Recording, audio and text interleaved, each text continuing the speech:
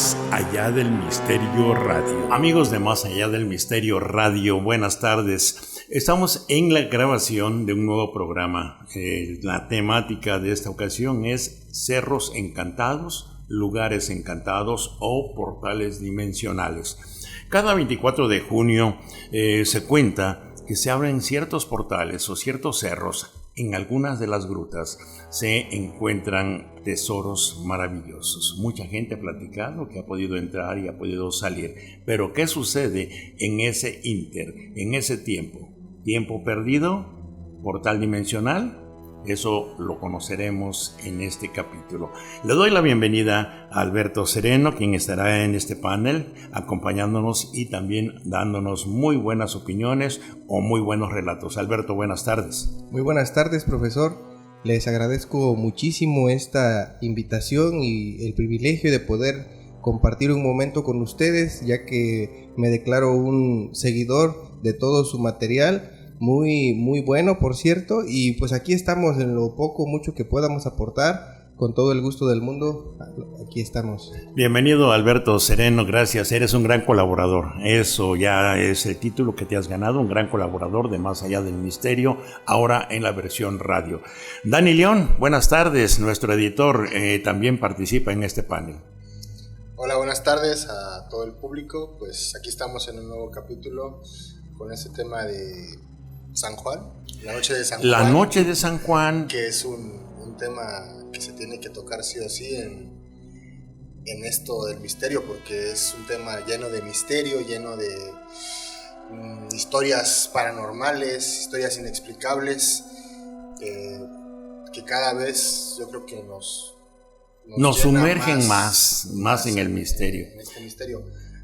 Pues darle la bienvenida a Beto, que la verdad yo creo que ya no es un seguidor, sino un colaborador. Es un colaborador. Ya se ganó el título. Muchas gracias. Bueno, mira, se ha hablado mucho de la noche de San Juan y no tan solo en México, y cuando digo México aprovecho para saludar a todos nuestros seguidores de Centro y Sudamérica, en su mayoría, mencionamos Colombia, grandes seguidores, amigos de Argentina, amigos de Venezuela, en Chile, no se diga, y otros países más donde tenemos reportes de sus opiniones. Recuerden que también estamos en Facebook, la página Dani León. Más Allá del Misterio, y en Instagram, que también es Más Allá del Misterio 1. Más Allá del Misterio 1.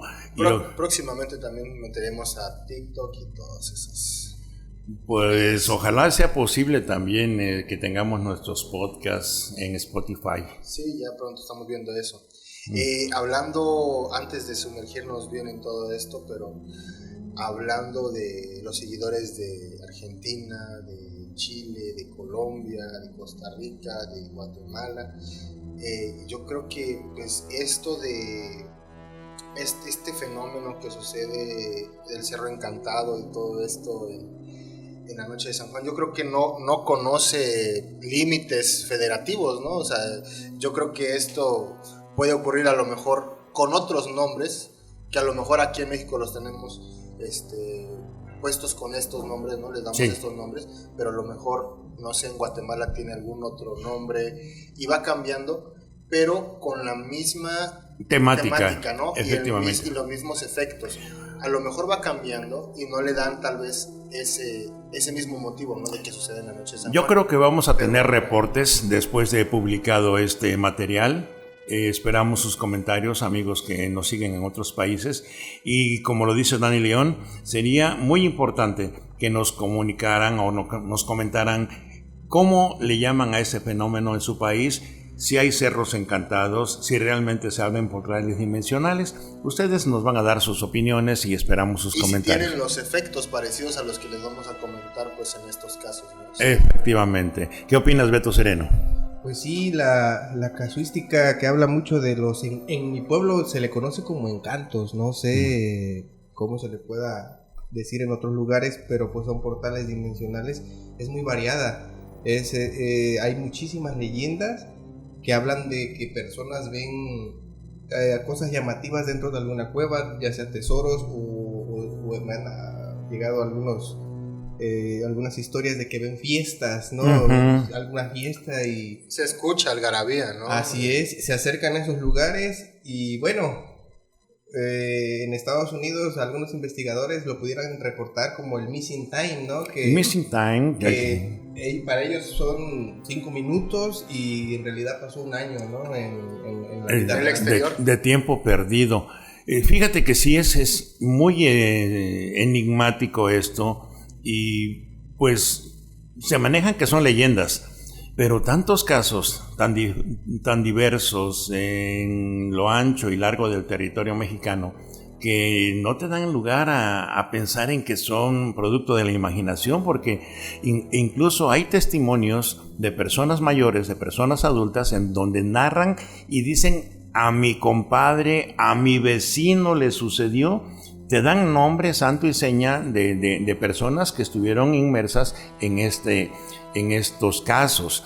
Mira, voy a iniciar con una leyenda locativa de aquí donde estamos transmitiendo este programa, para nuestros amigos que por primera vez escuchan o sintonizan este canal.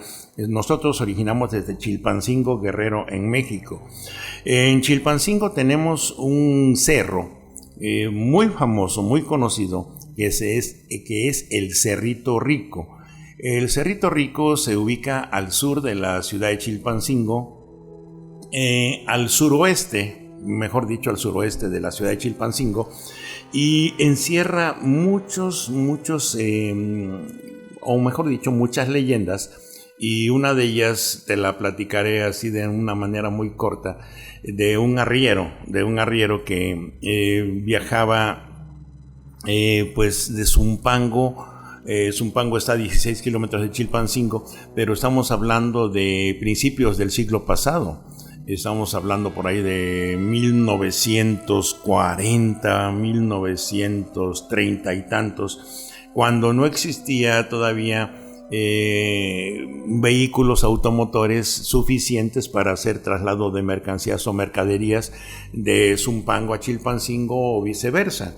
Entonces estos acarreos o estos viajes, que si los había no llegaban todavía, eran muy escasos, y las carreteras eran de muy malas condiciones. Entonces todo esto se hacía al lomo de bestias, de mulas, en burros, en caballos de carga, etc. El caso es de Pablo, que Pablo era precisamente un caporal que pues alquilaba sus bestias mulares. Quiero pensar tenía suficientes, tal vez 10, tal vez menos, pero en una recua amarrada una tras de otra, enfilaba hacia Zumpango, llevando y trayendo maíz, llevando y trayendo otros tipos de granos. Y en una ocasión, un comerciante de la población de Zumpango de las Minas, anteriormente así se llamaba, Zumpango de las Minas, solicitó los servicios de Pablo y le dijo: pues mira, vine yo a la ciudad y llevo loza, llevo telas y llevo diversas mercaderías, porque él era un comerciante y de esa manera se surtía. Se convinieron en el precio. Pablo, yo creo que pues llegó a un buen acuerdo y pactaron llevarse pues todas estas mercaderías en una recua de aproximadamente 10 mulas. Me quedé pensando lo difícil que debe haber sido, por ejemplo, para transportar loza. O sea, ¿cómo le hacían? Digo, telas, maíz, todo, en normal, costales. Pero imagínate la loza. La loza la transportaban en cajones de madera, debidamente separadas las piezas de loza por paja. Era paja. En aquel tiempo ni pensar que hubiera cartones, ¿no? Eran cajones de madera perfectamente adaptados como para colgar uno al lado izquierdo y otro al lado derecho de las mulas. Y si eran platos, yo quiero pensar con camas de paja, unos y otros. Imagínate, o sea, los caminos medios accidentados. Sí. Imagínate, y con un animal, el animal puede ir avanzando, pero no va pensando: traigo loza, voy a ir con cuidado, ¿no? Sí. O sea. No, y es que iban en recua, pero atados unos a otros. Imagínate un tren de mulas, ¿sí? Entonces, imaginémonos el trineo de Santa Claus. Efectivamente. Bueno, pues Pablo llegó a un acuerdo con este rico comerciante de Zumpango, sí, y se trasladaron. Llegaron a Zumpango aproximadamente como a las 9 de la noche. Yo creo que el trayecto se haría en unas 3 horas. Bueno, imaginémonos que pagó el señor los servicios. Se cuenta en esta historia que el comerciante le dijo a Pablo: pues no te vayas, quédate, te ofrezco aquí un lugar aquí en la casa, te vas mañana por la madrugada, te quedas a cenar conmigo. Mira, bueno, la cena se la aceptó, pero no le aceptó el hospedaje. Pablo le dijo: mire, señor, pues yo tengo compromiso muy temprano y son las 9 de la noche, yo espero estar a las 12 ya durmiendo en la casa, es buena hora, me voy. Cuando Pablo se despide, pues empieza a encumbrar, porque hay que saber que para Zumpango pues encumbras lo que le llamamos el cerro de Tierras Prietas y bajas hasta Zumpango, y precisamente el cerro de Tierras Prietas queda enfrente precisamente del Cerrito Rico. Cuando Pablo está encumbrando Tierras Prietas ya de regreso, imaginémonos ya más ligeras sus bestias mulares, él tal vez en un caballo, ya viene un poquito a más prisa, descubre que están unos campesinos a un lado del camino, justamente donde él ya viene de regreso, cerca de las 12 de la noche, y ve que están encostalando maíz. Y ya desgranaron las mazorcas y están llenando varios costales. Pablo les dice: oiga, amigos, ¿no venden el maíz? Pues sí, lo vamos a vender, pero no sé si le interese. Pues mire, si nos llegamos a un buen acuerdo, yo traigo dinero y traigo mis bestias mulares, traigo mis mulas, y pudiéramos y él pensando en reinvertir el dinero que había cobrado por el traslado de la loza. Y bueno, total que llegan a un acuerdo y dice: sí, mi amigo, pues ¿cuántas cargas necesita? No precisamos cuántas cargas, pero una carga es costales a los lados de cada mula, esa es una carga. Y entonces imaginémonos pues que hizo un convenio de varias cargas de maíz. Ya lo que fuera la ganancia. Todo era reinvertir el dinero y él lograr con la venta del maíz alguna ganancia, ya en Chilpancingo. Cuando terminan de cargar y de amarrar los costales a las mulas, de cargar las mulas, él empieza pues ya a enfilar hacia Chilpancingo. De Tierras Prietas y del Cerrito Rico hasta la ciudad aproximadamente hablemos de 4 kilómetros. 4 kilómetros ya en bajada, y ya era cosa de llegar, pues pon tú en 1 hora a lo máximo, 1 de la mañana. Cuando él descubre que ya está llegando al pueblo, ya está amaneciendo. Aquí viene ya la parte del misterio. Él ya está entrando a las primeras calles del pueblo, después de haber hecho su compra de maíz, y ya está amaneciendo. Ya en el horizonte ya comienza a verse la claridad de un amanecer, ya comienzan a cantar los gallos, señal de que está amaneciendo, y él como que le entra un escalofrío en el cuerpo, y dice: bueno, ¿dónde me quedé tanto tiempo?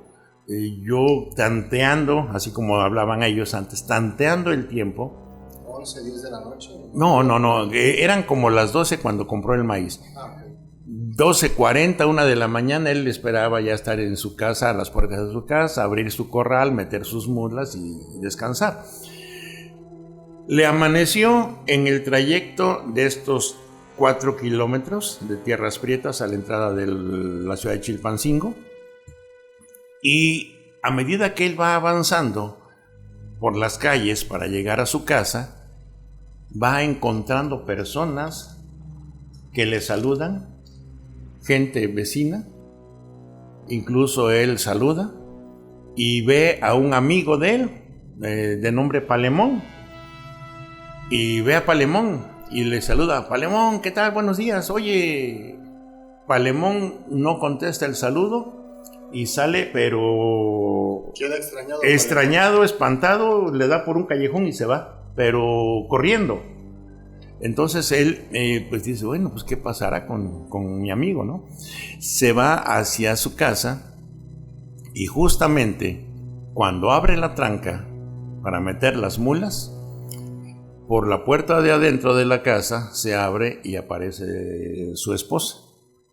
Cuando él la ve, sabe que es su esposa. Sin embargo, los rasgos físicos de la señora ya han cambiado.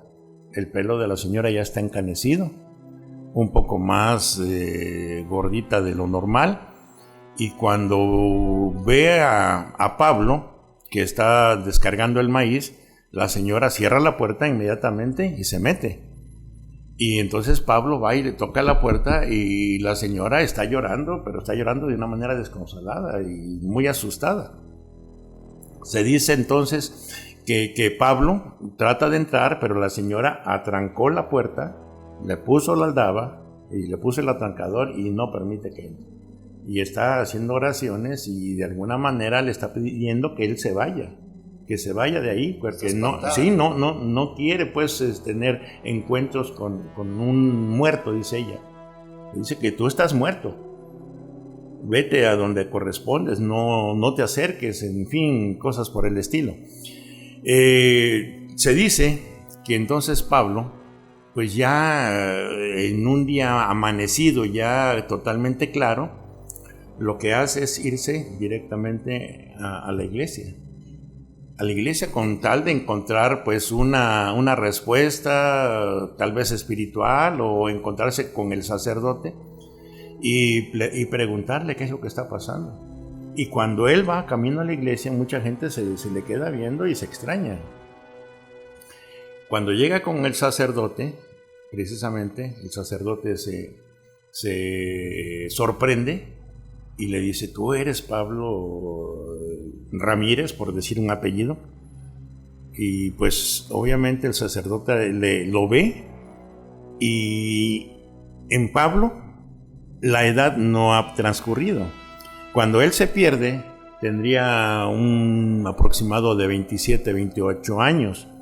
Sigue teniendo esa edad física, esa edad cronológica, y los demás pues ya han envejecido por lo menos 10 años. Bueno, para su suerte, el sacerdote sigue siendo el mismo. Sigue siendo el mismo, Porque, y el sacerdote recordaba a Pablo tal como estaba. Recordemos que en esas épocas el sacerdote era como Era una figura de respeto. Política, ¿no? Porque al final de cuentas como de mucho respeto. Era una parte de la autoridad, era una parte como de una guía espiritual, un respeto y todo, y era una persona muy conocida y querida del pueblo.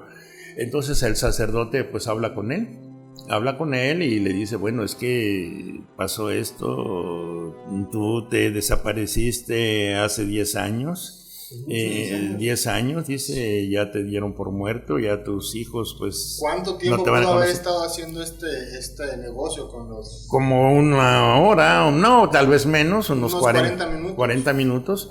Entonces pasaron 10 años. Entonces aquí la historia va concluyendo en que dicen pues que así como él apareció, Pablo un día se fue al campo y desapareció totalmente. Desapareció, ya jamás nadie supo de él. Su familia no la aceptó, pese a que el sacerdote habló con la esposa. La esposa pues nunca aceptaba que él fuera y dijo que eran cosas del diablo, que no era posible que ella hubiera envejecido y que sus hijos crecido y él estuviera todavía con la edad que se perdió. Muchacho, dicen que es en una ocasión, pues ya ni en la cantina, ya ni sus amigos querían tener cosas con él, porque decía que había tenido tal vez un cruce o un pacto con el diablo y no lo aceptaron. Se dice que en una ocasión él se emborrachó de decepción. Depresión, se fue al campo y jamás regresó, ¿sí? En cuanto a sus mulas, pues ahí quedaron las mulas en el corral.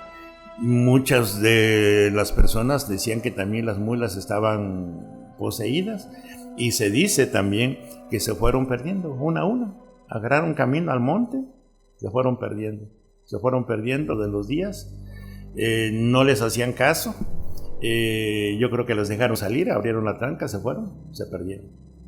Entonces este es un caso totalmente sorprendente, raro.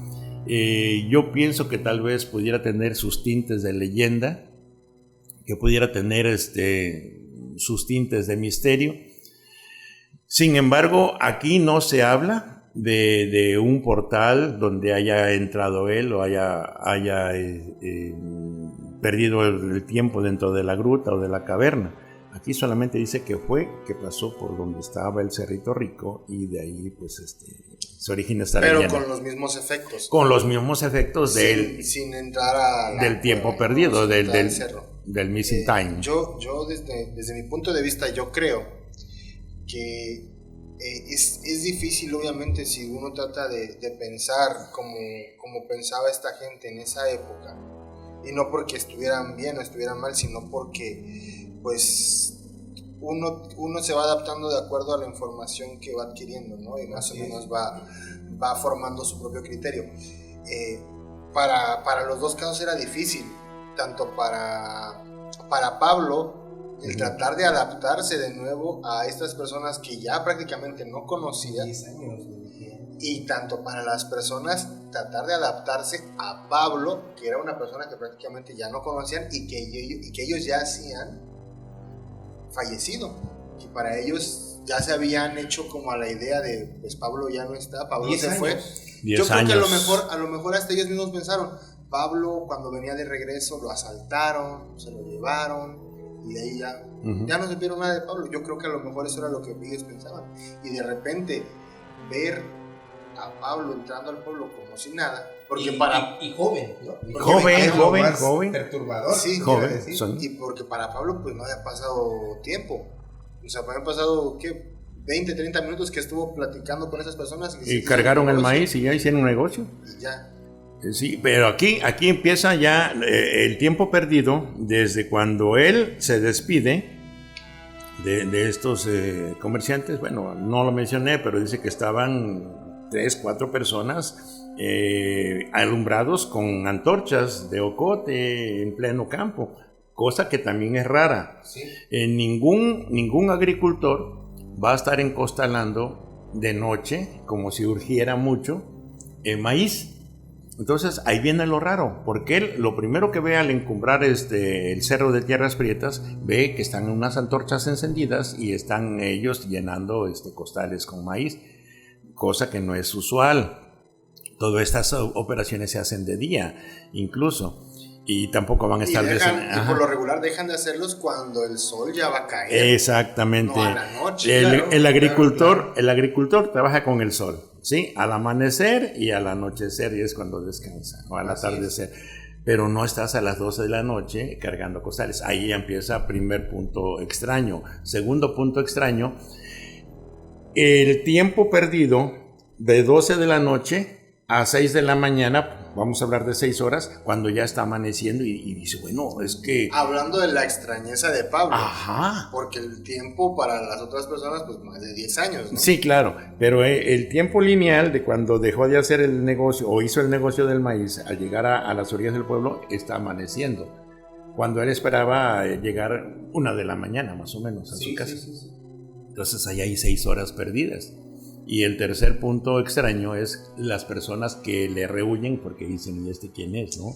Imagínense, ahorita estoy pensando una cosa, imagínense lo extraño que fue para Pablo este tiempo perdido. Les voy a poner un ejemplo por el que todos hemos pasado. Bueno, creo que todos, ¿no? Que están en el cambio de horario, ¿no? Están en el cambio de horario con su teléfono. Y están, por ejemplo, están viendo la tele, o están a lo mejor en el antro, están en la disco, no sé, y están viendo su teléfono, que ya van a ser, pues, sí, ¿Cambia a qué hora? ¿Cambia a las 2 de la mañana? A la 1 de la mañana. Una de la mañana, ¿no? Y están ustedes viendo pues su teléfono, pues que ya tengo que llegar, por ejemplo, a la casa, ¿no? Porque estoy a lo mejor en el antro. Y me dijeron que a las 2, ¿no? A las 3. Y se dan cuenta de que su teléfono cambia. Una hora, ¿no? Y, ajá, y ya te queda esa hora y dices, está bien, pero al mismo tiempo es extraño. Sí, porque dices... como que te queda esa parte de que perdiste una hora o que ganaste una hora. Ajá. Y es como extraño. Ahora imagínense a Pablo con esto de que va caminando, bueno, va en su caballo, imagino. Y él está pensando, no, pues aquí adelante pues llego ya a 12:40, 1 de la mañana a mi casa. Sí, el tiempo calculado. Y de pronto se da cuenta que ya amaneció. Desde ella iba pintando mal, ¿no? La situación. Sí, mira, generalmente estamos hablando de aquellos años, ¿no? De 1900, las primeras décadas de 1900, 1930. 40. Exacto. Ellos no se regían por un reloj de pulso, ¿no? De manecillas que tú cargas ahora en la mano. Ellos, si acaso, en el pueblo, el único reloj que existía era el de la iglesia. Con sus campanadas anunciaba la hora. Se sigue dando, ¿no? En los pueblos.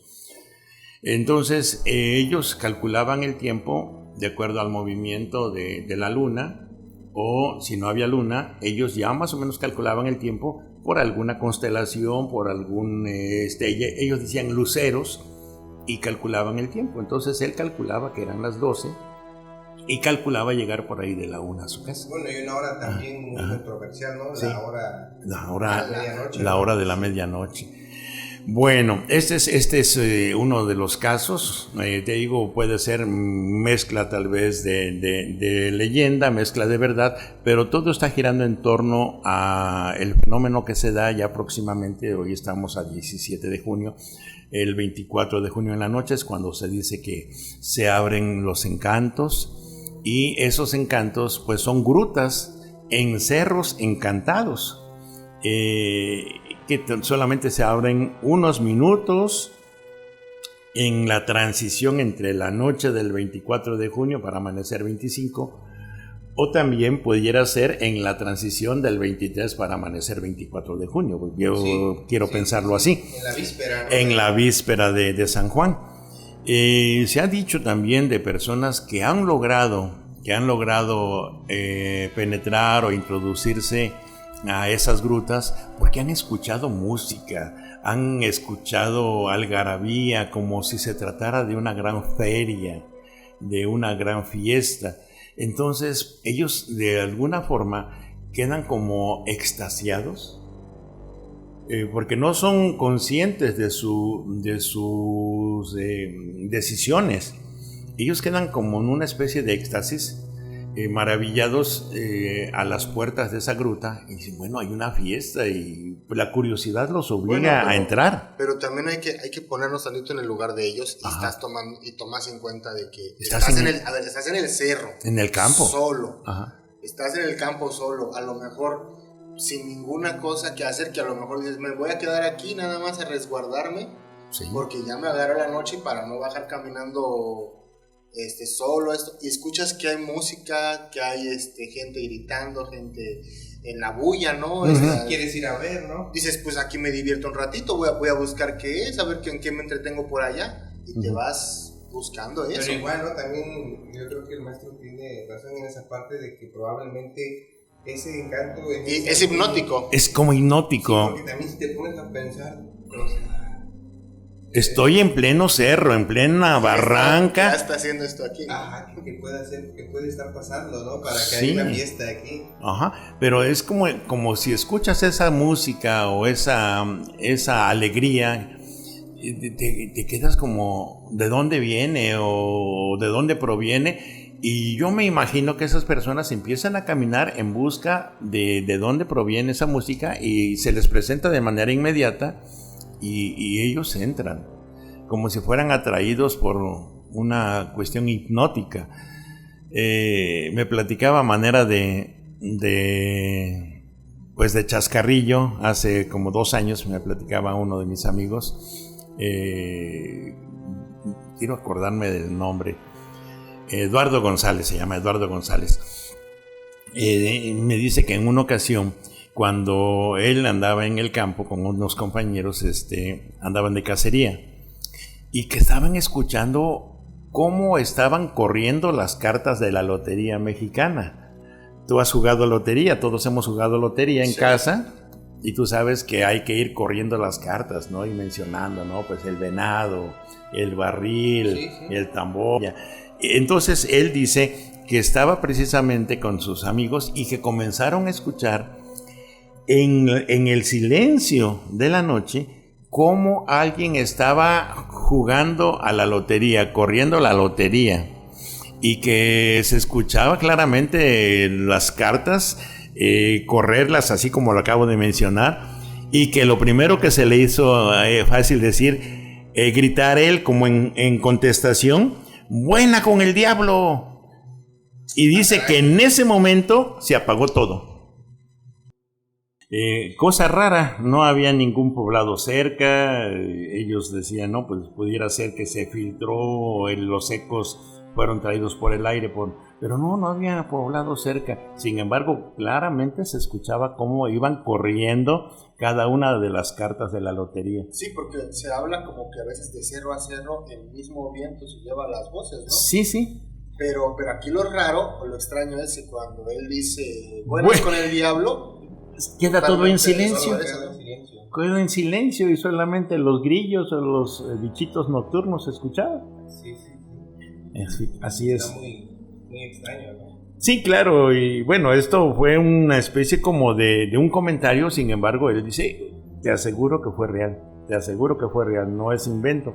Es algo así como muy corto, pero extraño que llega a suceder. Más allá del misterio radio.